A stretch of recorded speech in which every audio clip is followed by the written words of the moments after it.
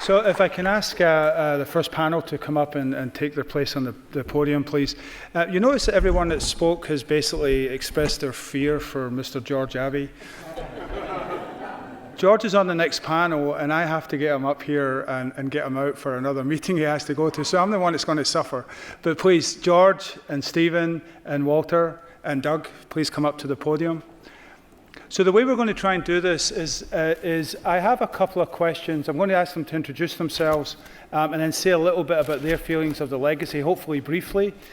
I would like the question session not to be coming from me, but to be coming from you. So please think about your questions. You've heard Douglas's talk. You've heard Mr. Abbey mentioned very frequently. You've heard Stephen speak about what's happening at the Library Foundation. And, well, Walter, I'm introducing people now, and I said they were going to introduce themselves, but Walter will tell you what he does and how important what he does is. And before we go that, I just have to point out that my fellow Scot did arrive eventually, Arturo Machuca, finally made it through traffic and is here. He is our sponsor tonight. I'm going to call him Mac Hookah from now on, since he's a Scotsman. But anyway, so what I'd like to do, please, if you would just take a very brief moment, maybe perhaps, except for you, Doug, because you've already introduced yourself and been introduced, just tell everyone who you are, and what you do, and we'll get that going. George, if you wouldn't mind starting. I'm George Abbey. I'm a fellow here at the James A. Baker Institute for Public Policy. And many other things. Stephen. And Stephen Rothstein, Executive Director of the John F. Kennedy Library Foundation based in Boston. And my name is Walter Kiefer. I'm a Senior Staff Scientist at the Lunar and Planetary Institute here in Houston. That's a part of University Space Research Association. So, so I'm very excited, not just by this panel, but the panel to follow, because, again, the importance of this topic. But we're taking this time to look a little bit at the history side. And so I'd like to ask you, if you wouldn't mind taking a few minutes each, and it may be hard for the person at the end, so maybe we'll come this way because George knows everything. Given your work and what you've been doing in living up to this moonshot and this vision, what would you say from your perspective is the most important legacy from what John F. Kennedy started? Walter, please. So professionally, my work is in planetary science and geophysics. I study how the planets were made and how they work. I would say we went to the moon, obviously, for international prestige, but what we got out of it was really the science. We know so much more about the history of the solar system, the history of the early Earth, that we did not know in 1969. The earliest history of the Earth is the rocks aren't there anymore. They've been destroyed by billions of years of plate tectonics and weathering and erosion. They're still preserved on the moon. We know that the Earth and the moon went through what's called a magma ocean. It melted essentially completely when it was formed. We see that record in the lunar rocks. We know that the Earth went through it.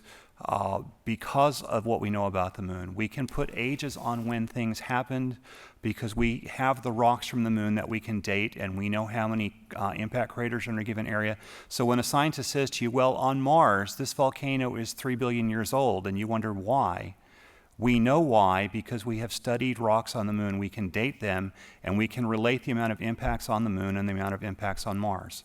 So the gift of the moon, the gift of Apollo, was a scientific understanding of our solar system. Thank you. Stephen. So President Kennedy was only in office for just about 1,000 days. And there's lots of things from the Peace Corps and domestic issues, civil rights and international cooperation. But I actually agree with what Doug said. And I heard recently President Kennedy's grandson, Jacques Schlossberg, talk. And he said that this speech here was the most important speech of his grandfather's administration for all the reasons that Doug said.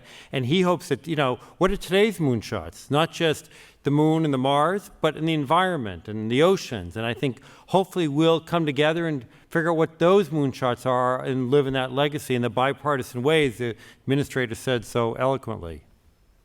Thank you. Douglas, please. This is the most efficient panel I've ever. What John F. Kennedy did that I admire is that he lifted the American spirit and made the public want to get behind it. And I think that's what Jim was doing tonight. Let's all get in it. Let's do it. We can go back to the moon. And I think that bipartisan nature of it's so remarkable. aspect of what Kennedy did. And also, he was a great president, John F. Kennedy, of public service, of the believing that, it's old, seems quaint now, but we without having to go into the military, there are people sometimes that grow up without finding ways to help their country. And by just supporting this idea of a program like the going back to the moon, I think would be to continue the Kennedy legacy. With that said, there are other moonshots. I mean, Joe Biden uses the term moonshot for a war on cancer, a cancer moonshot. There are people who say the next moonshot's the Earth shot. People that I've talked to this year for the anniversary, Buzz Aldrin and Michael Collins, say the next moonshot should be a Mars shot. But the truth of the matter is the moon is doable in the next 4 or 5 years. The fact that you get that opportunity to explore the ice caps. And, right now, if we went back to where Armstrong and Aldrin were, it would be like somebody will be a national park. It'll just be like people going to take photos and selfies next to the carefully curated footprints and all of that site. I think only the flag has changed. It's the red and blue as ultraviolet rays have tamped down the colors quite a bit, so it looks more beige and white on the flag. But it just reminds you we haven't gone back in a long time, and I think we have the technology to do it, and the idea of reusable rockets is tremendous. We see the private sector now going in. People and companies, whether it's Elon Musk and SpaceX or Jeff Bezos, Blue Origin, there's just a lot of interest in space exploration right now, and I just think that it's one of those rare things that might be able to pull our country together in a big bipartisan fashion in the next 4 or 5 years. As Jim said, meeting Nancy Pelosi, who you start realizing when you circulate some that there's energy to go do this, and we should do it. Take a lead in space again. George, please. Well, I guess it's been often said that if we could get to the moon as we did, that we could really take on any major problem here and solve it. I think in going to the moon, we reaffirmed that when we had the will and the resources to do that, we could solve problems, and that was reaffirmed many times during World War II, when Henry Kaiser, for example, built Liberty ships in 1 week. So I don't think that was one of the major legacies of Apollo. I think there were 3 legacies, really. I think one of the great legacies of Apollo was the human resources.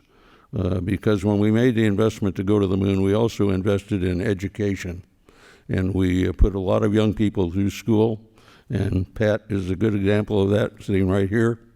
And when we really have, after we landed on the moon, we got the benefit of all those young people that were educated, and we have really been living off the resources that were invested during Apollo and carrying us through for those 50 years until people like Pat are probably going to retire, and we need to make that reinvestment again because it's the young people that really carry us through.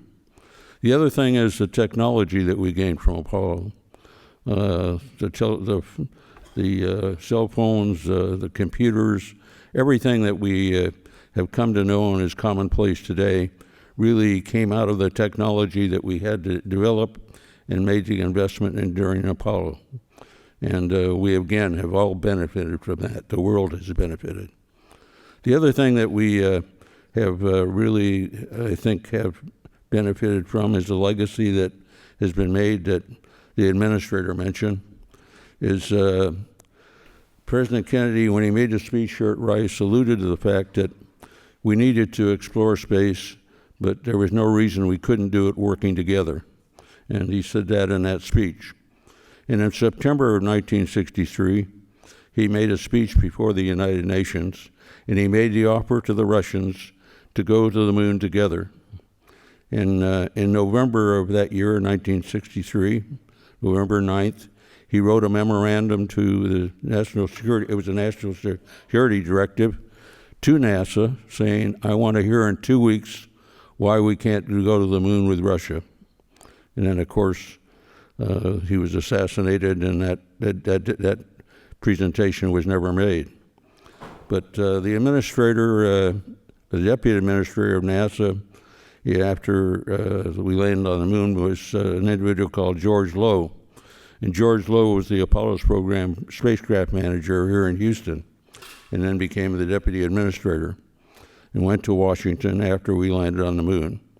So in early 1970, he started an effort to try to work with the Russians, and was successful in starting that effort. And that, as the administrator said, led to the Apollo-Soyuz test project. And that project was very successful. And we also made overtures as we started the Space Shuttle program to our European allies to bring them into the Space Lab program. So I think one of the great legacies of Apollo has really been the fact that over the years we started as a competitive effort in space, but what's happened today, as the administrator also said, we're flying an international space station with international astronauts working together. And I think that's a great benefit that has been a benefit to this country, but has been a benefit to the world. And that the program has evolved to we're working together.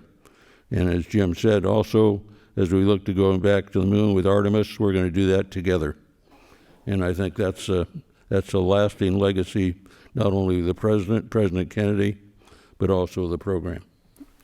Thank you. So again, this is an opportunity.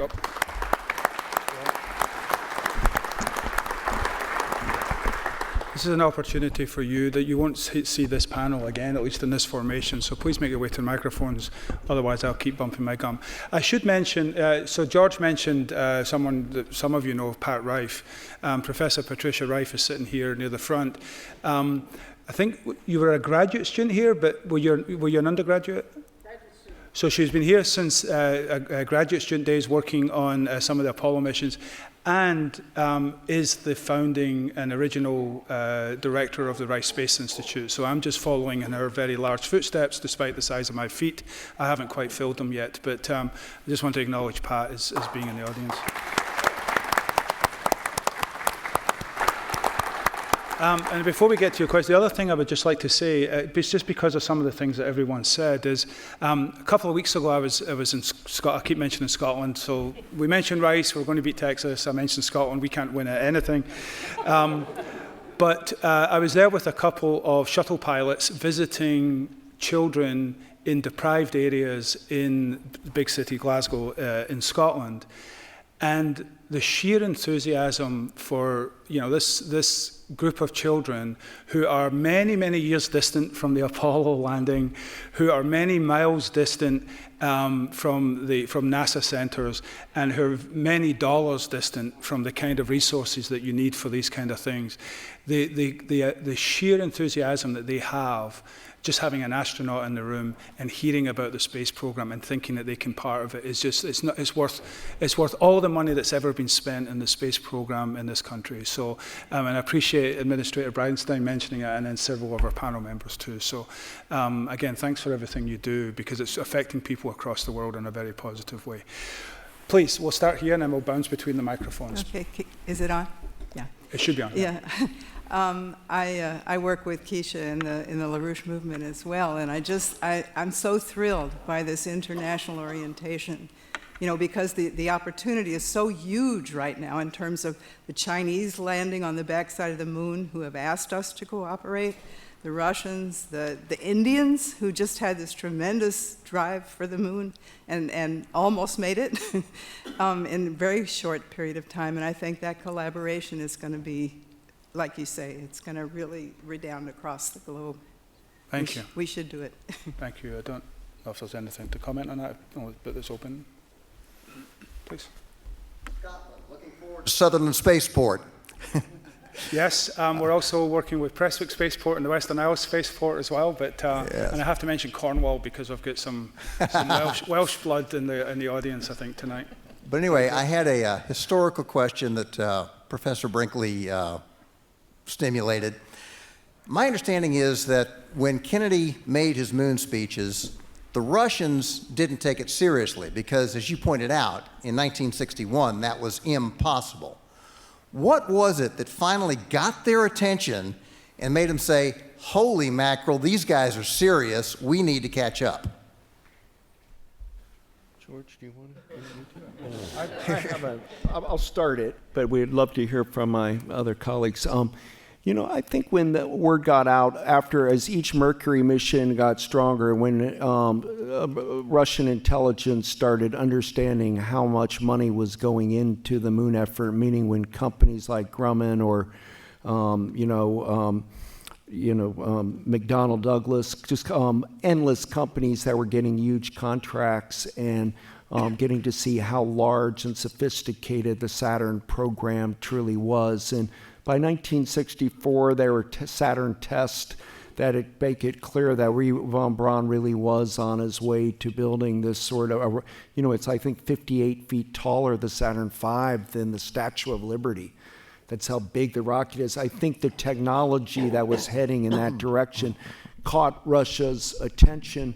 They lost their great rocketeer, Sergei Korolev. Yeah, and he died in the 60s, where our great rocket scientists were continuing to going. And then Russia could see that we're funding this. When you're talking about that much money going into a program, there's a mystique about the United States and can-doism. I mean, when we're able to do D-Day and the Manhattan Project, maybe they really are going to the moon. I don't think they believed it fully in 61. I'm not sure they did by 62, but by 63 and 64, it was becoming apparent due to the aerospace industry's mobilization. Thank you. Anyone else?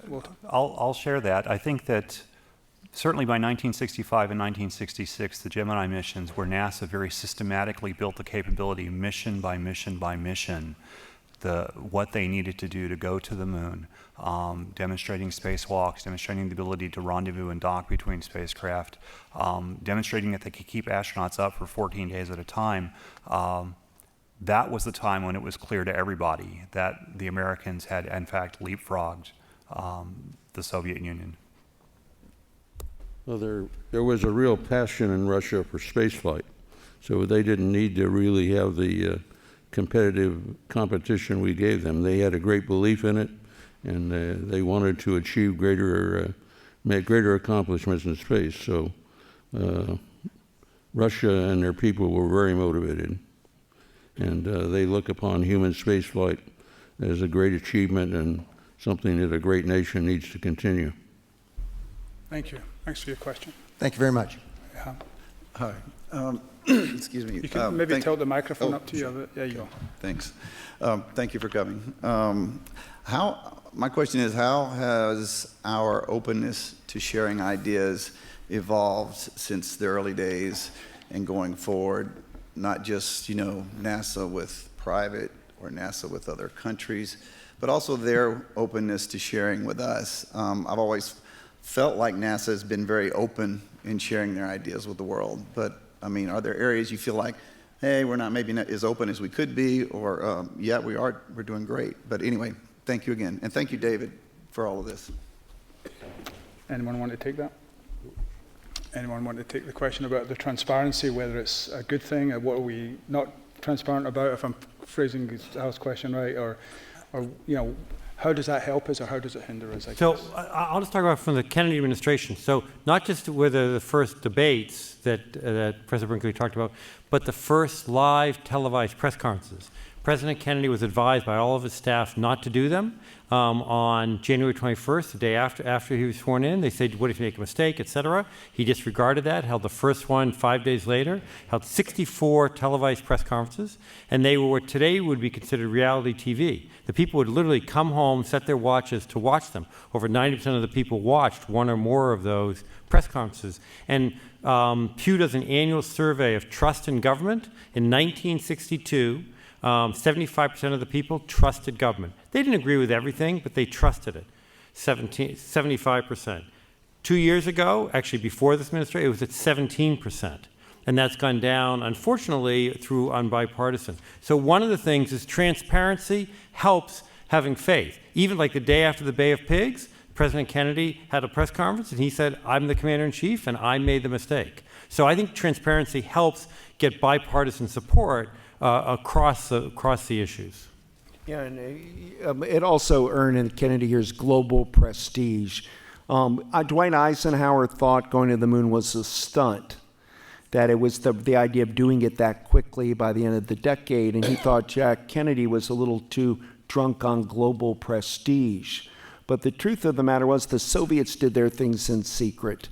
And we did our launches on television, and it turned our astronauts where it became global celebrities. I mean, John Glenn traveled, I mean, so did some of the cosmonauts, but Glenn went all over the world. His capsule, Friendship 7, people would wait in lines just to touch the capsule or to be a photograph of it. So I think NASA's transparency turned out to be one of its great virtues, that the United democracies were willing to share it with the public, and if we fail, people will be part of the failure and they'll be part of the success. And all I could tell you is the Challenger disaster. Do you realize, I got very moved when my book came out here. I was at the Cosmos Club in DC, and some of the people's families who died in the Challenger disaster I spoke with, and there's a Challenger Foundation, and they all want to go to the moon and Mars. Even though they lost family members, that's more reason to keep going, and that's incredible that we have people like that in our country that really understand public service like that. The transparency, another aspect of that is that NASA really is heavily involved with other organizations, the European Space Agency, many countries, not just in the International Space Station, but on a lot of planetary science missions. It enables us to do science that it's become expensive enough that no single nation can do it by itself, but together we can. And that's an amazing thing to be a part of. Thank you. Please. Greetings. Thank you for being here. I have a question for the panel to then address to Mr. Bridenstine and our elected officials and voters and university students. The Apollo leadership and a legacy was that they had a long-term vision for the shuttle and then the space station Freedom. We had two setbacks, which was Challenger and then the end of the Cold War, which is great. But we lost our gateway of low Earth orbit. It has been explained to me that OMB, the Office of Management and Budget, doesn't really want to fund two major programs. So you could either have Constellation or you could have Shuttle. I'm amazed and I'm hopeful that we can continue with Gateway, but what are approaches to get to OMB so that they allow NASA to have more programs than just one at a time, if my understanding is correct? It's a political question. Jim's standing behind you, so maybe he can answer. I say Jim takes this one.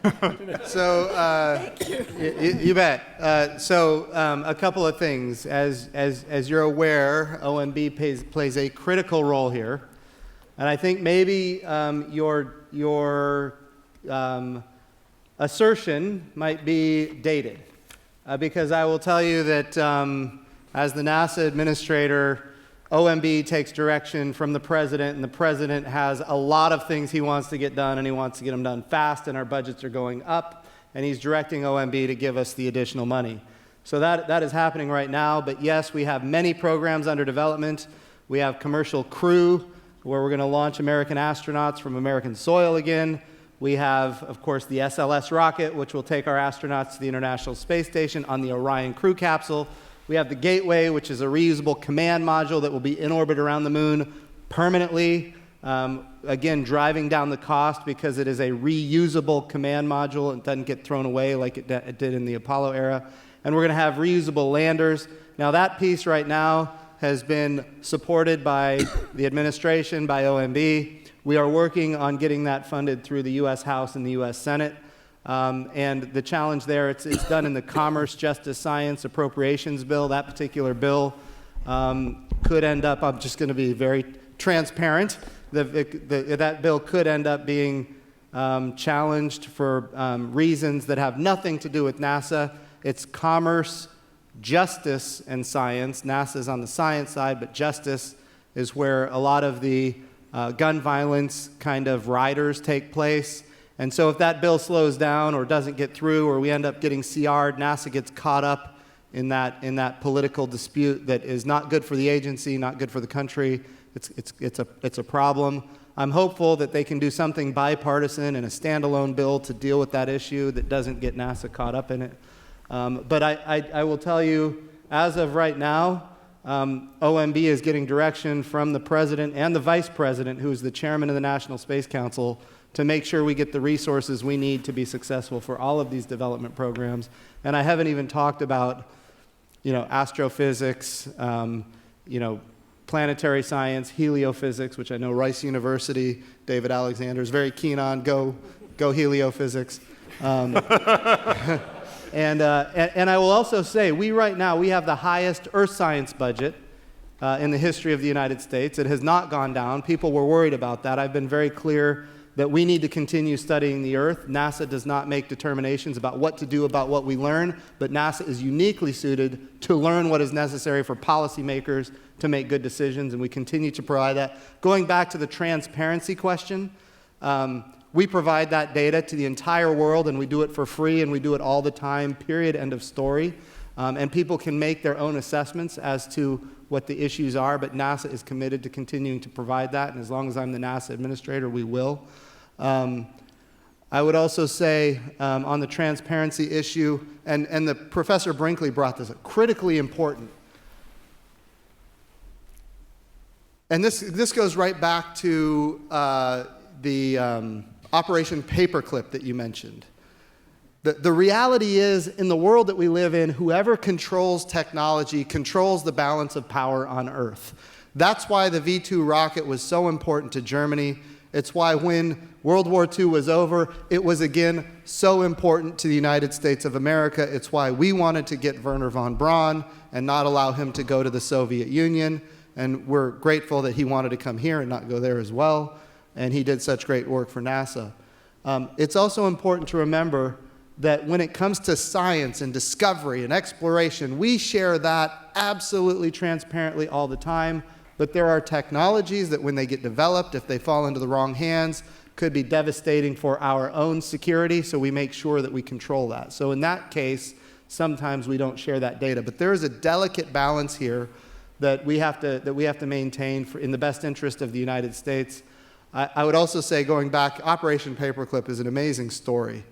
So you had, and you know the picture, there's a famous picture people here in the room are probably familiar with, where you've got Joseph Stalin and Franklin Roosevelt and Winston Churchill sitting together. You guys are familiar with that picture. That was on Crimea. And that was a treaty that was signed to distribute Germany to the different nations that had fought in World War II. And East Germany was the area where Wernher von Braun did all of his work. You mentioned the Baltics. So that East Germany piece went to the Soviet Union. And the United States of America signed a treaty saying, we will not go there. That belongs to you. Well, within days, this is the Baker Institute for Public Policy. Within days, the President of the United States made a determination that we cannot abide by that treaty. We have to get that technology. We cannot allow that technology to end up in the absolute wrong hands, and so we went after it. We violated the treaty. That famous picture with the signing of the treaty was, now we don't admit, years later, of course, now there's books written about it that Professor Brinkley has read, I'm sure, ad nauseum. But it's important to remember the history here and how important technology is to the national security interest of our country. And that's why sometimes we have to control that technology. That's all I've got. Thank you. Thank you.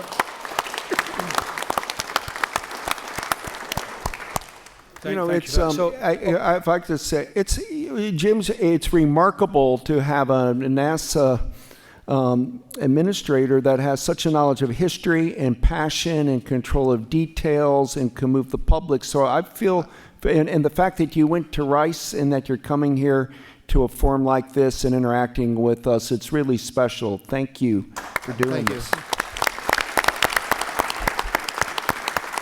I read what you write, so keep writing.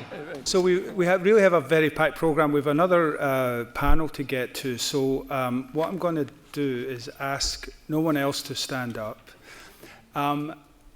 I've found some brave young people who decided to stand up to ask a question. So if anyone who isn't young student, I won't say young student, if they wouldn't mind ceding their time to those three young gentlemen at the back. I know you're all pressing questions, and I really appreciate you. I've even had to dismiss the NASA administrator who stood up to ask a question, because I think, as you've learned from both talks this evening and the comments from our panel, the future really doesn't belong to us up here. It belongs to the folks over there who are asking the questions. So for those of you who stood up to ask a question, thank you very much, and thank you for ceding your time. I really appreciate it, and hopefully during the reception you'll be able to ask your questions of our members here. So please, Robert, please go ahead. Thank you. Please keep your questions short and your answers shorter. Thank you. Okay. So this is an open question to the panel. Robert Bullard, master's student, space studies here. So we've heard plans to return to the moon by, NASA and other organizations. I think Jeff Bezos was mentioned. And to support a sustained human presence there, some of the cargo that's going to need to land is quite heavy. And it's conceivable that the rocket exhaust from the landers could blow the soil fast enough and far enough to damage some of the things that went down in the Apollo program. Is there a plan to protect historical sites on the moon? That's my question. The short answer to that is yes. There was a competition a few years back for the first private organization to land spacecraft on the moon. Nobody actually got far enough to launch at that time, but there were rules laid down, and so those landing sites are off limits. I was a part of the Grail mission that NASA flew to the moon in 2012. When we were done, we did a controlled deorbit to make sure we didn't crash anywhere near an Apollo landing site. Out of curiosity, how far, do you know?